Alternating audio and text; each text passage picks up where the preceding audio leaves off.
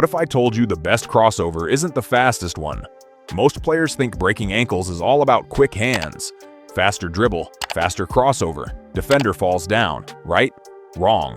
Guys like Kyrie, Irving, and Shai Gilgeous-Alexander are beating their defender before the crossover even happens. The move you see is just the finishing touch. Here's hustle. Irving with a series of moves and scores! What's he gonna do? Drives it, stops it, shot fake. Oh, wow. By the end of this video, you're going to know the one thing that makes a crossover almost impossible to guard. And it has nothing to do with how fast your hands move. And stick around, because near the end I'm going to show you the single biggest mistake players make when they cross someone over. It's something you're probably doing right now without realizing it. Let's get into it. That's a bonus too. Zion Williamson had not made a three since his first game. Here's the first thing to understand. A crossover is not just switching the ball from one hand to the other. If that's all it was, every defender in the world would know exactly where the ball is going next and just slide over and take it away. A real crossover is about 5 things happening at once. Selling the drive, making the defender believe you're going one direction. Is putting together some kind of a night. They've cut it to 10. Brunson! Creating separation, putting space between you and the defender. For that distance. Oh, what a beautiful move. Shifting the defender's weight, getting them to lean the wrong way. The shake. Gets the roll. Reading defensive positioning, knowing where they're vulnerable before you move. He loves the step back. They love it when Luke is on the dance floor. Using hesitation, pausing just long enough to make them commit. Think about Allen Iverson. Iverson wasn't just quick. He sold the drive with his eyes, his shoulders, even his breathing. By the time his hand crossed the ball over, the defender had already leaned. The crossover didn't create the advantage. It confirmed one that was already there. I can tell you that right now. Iverson putting against Ryder. Uses Ryder. Comes in deep. Following 8-footer. That's the mindset shift we need. Speed is a tool. It's not the plan. So how do you actually build that advantage before the ball even moves? It starts with your feet. Watch any elite ball handler in slow motion and you'll notice something. Their feet are doing more work than their hands. Dancing free, a three, go! Here's what matters. Low athletic stance, knees bent, hips down, ready to explode in any direction. Explosive first step, the step right after the crossover, not the crossover itself, is what beats the defender. Plant foot mechanics. Your plant foot needs to be solid, angled toward where you're going next. LeBron with 5 seconds, driving out. Weight transfer. Shifting your weight smoothly from one foot to the other, not just moving the ball. They've cut it to 10. Brunson taking. Balance after the move, staying low and controlled so you can finish, not just get past. Here's why this matters more than flashy dribbling. If your footwork is sloppy, even the prettiest crossover in the world won't get you anywhere. You'll cross the defender over and then stumble right into them. Quick drill for this. Stand in your stance and practice quick lateral shuffles where left, right, for 30 seconds, staying low the whole time. That's the foundation everything else gets built on. Once your feet are right, the ball becomes the easy part. Let's talk hands. This is where a lot of players go wrong. They think a good crossover means a fast crossover. It doesn't. It means a controlled one. The fundamentals: keep the dribble low. A high dribble is slow to react and easy to poke away. Protect the ball. Use your off arm and body as a shield. Control your pace. You decide the speed, not your nerves. Change speed, not just direction. This is huge, and we'll come back to it. Keep your eyes up, watching the rim or the defender, never the ball. The most common mistake: dribbling too high and telegraphing the move.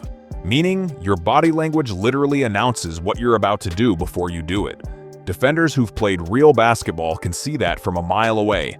Jamal Crawford built an entire career on low, tight, deceptive handles. He wasn't dribbling hard. He was dribbling smart. Every move looked the same right up until it didn't. Down to 3, down to 2. Crawford for the win. Now, your hands and feet are only half the equation. The other half is something most players never even think about: the guy in front of you. Here's the truth: elite scorers aren't running a script. They're reacting to what the defender gives them. what to watch for. Stayed off that rim. He was The hips. Hips tell you where a defender is really going, not their shoulders or head. That's good defense by Jakob. The lead foot. This is the foot closer to you, and it's usually the weaker side. Attacking the front foot, going at the lead foot instead of around it, puts defenders in a bad spot. Here's Young, sizes up Gibson, around him, shoots. Overcommitment. If a defender leans too hard one way, that's your green light. Knowing when not to cross over. Sometimes the best move is no move at all. This is why Tim Hardaway's UTEP two-step worked for over a decade in the NBA. It wasn't a secret. Everybody knew it was coming. But he read the defender so well that it didn't matter. He knew exactly when their weight would shift. Chris Childs has the other three, and Childs... Which brings us to the thing I promised you at the start of this video. Here it is. The crossover itself isn't what breaks a defender. The change of pace is. Think about that for a second. A defender isn't afraid of a fast dribble. They're afraid of not knowing when the speed is coming. Slowing down can actually be more dangerous than speeding up because it lulls a defender into relaxing their stance.